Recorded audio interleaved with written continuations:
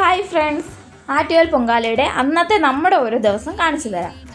അന്ന് ഞാൻ അമ്പലത്തിലാണ് പൊങ്കാല ഇടാൻ പോയത്. ചേച്ചിക്ക് പൊങ്കാല ഇടാൻ പറ്റൂലായിരുന്നു. അമ്മയ്ക്ക് ഒരുപാട് ദൂരമൊന്നും വരാൻ പറ്റൂലായിരുന്നു. അങ്ങനെ അമ്മ വീട്ടിലാണ് പൊങ്കാല ഇട്ടത്. ചേട്ടനും എൻ്റെ മോനും അങ്ങ് അമ്മയടുത്തുണ്ടായിരുന്നു. രാവിലെ അങ്ങ് വീട്ടിൽ പോയി. ചേട്ടൻ അങ്ങനെ വീഡിയോ എടുത്ത് അമ്മയ്ക്ക് പൊങ്കാല ഇടുന്നത്. അമ്മയ്ക്ക് ഹെൽപ്പിനായിട്ട് ആർച്ചുമായിരുന്നു ചേച്ചിയുടെ മോള്. ചേച്ചി സുന്ദരിയായിട്ട് ഒരുങ്ങി പൊങ്കാല ഇടുന്നതിൻ്റെ അടുത്ത് വന്ന് നിന്നു. ചേച്ചി എല്ലാ വർഷവും പോണതാണ്. ഇപ്രാവശ്യം പോകാൻ പറ്റാത്തതുകൊണ്ട് വീട്ടിലെ അമ്മ പൊങ്കാല ഇടണയൊക്കെ നോക്കി രാവിലെ തന്നെ നേരി സാരി കൊടുത്ത് സുന്ദരിയായിട്ട് വന്നിരിക്കുകയാണ്. ആർച്ചുമാണ് പൊങ്കാലയ്ക്ക് ഹെൽപ്പർ. പിന്നെ അവിടെ രണ്ടുപേരുണ്ട്. അവർ കളിയും ബഹളമായിട്ട് ഒരു സൈഡിൽ.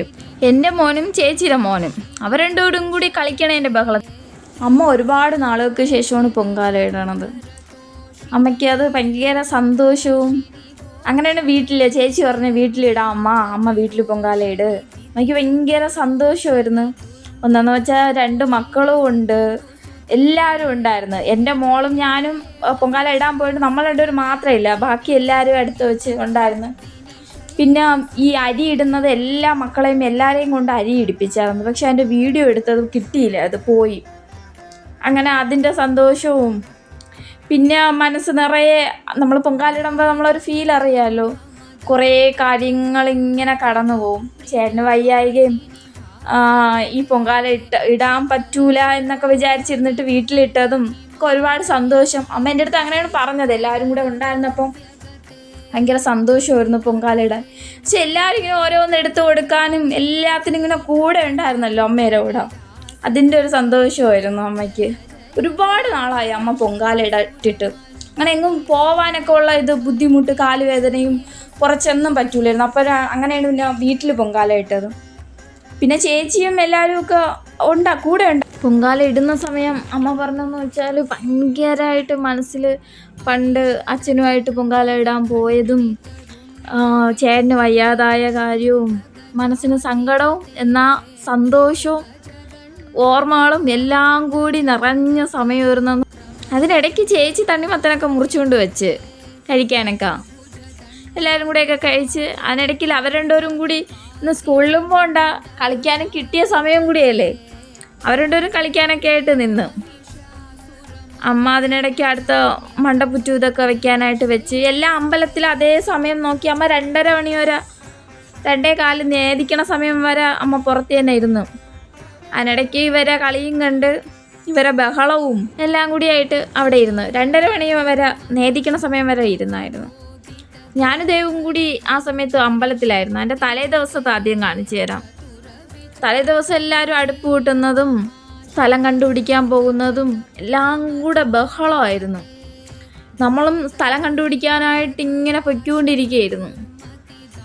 എന്ന് വെച്ചാൽ കടകളും സാധനങ്ങൾ മേടിക്കാനുള്ള ബഹളവും, ആൾക്കാരിങ്ങനെ വന്നുകൊണ്ടിരിക്കുന്നു.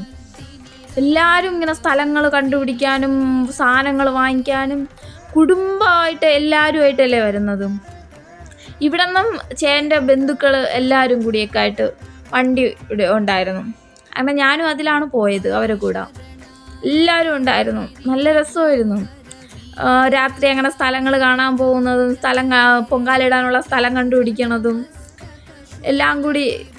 അതാ ആളിൻ്റെ ഇടയ്ക്ക് തമ്മിൽ ഒത്തു പോവാനേ പറ്റുള്ളൂ. കാരണം വെച്ചാൽ ഒരാൾ സ്പീഡ് കൂടി ഒന്ന് അപ്പുറത്തോ പോയാൽ പിന്നെ ആളെ കണ്ടുപിടിക്കണം. അത്ര തിരക്കായിരുന്നു. കടകളാണെങ്കിൽ നിറഞ്ഞു. നമുക്കാണെങ്കിൽ എല്ലാം അങ്ങ് വാങ്ങിക്കാൻ തോന്നും. ഞാനാണെങ്കിൽ കല്യാണം കഴിഞ്ഞ് ആദ്യമായിട്ട് പോകുന്നതാണ്.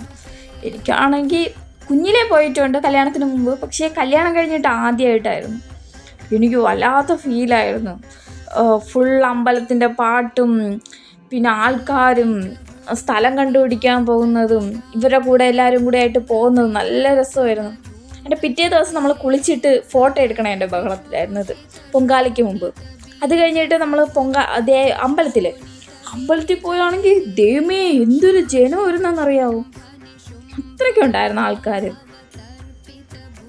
അവിടെ ക്യൂ നിന്നപ്പോൾ മൊത്തവും പ്രാർത്ഥനയും സങ്കടവും കരച്ചിലും എല്ലാവരും ഒക്കെ ഫുള്ള് നമ്മളിങ്ങനെ അത്രയും നിറഞ്ഞു നിന്നിട്ട് ഓരോ ഭാഗത്തും ഇങ്ങനെ പോലീസുകാർ കടത്തിവിടുമ്പോഴെല്ലാം ഓടെയാണ്.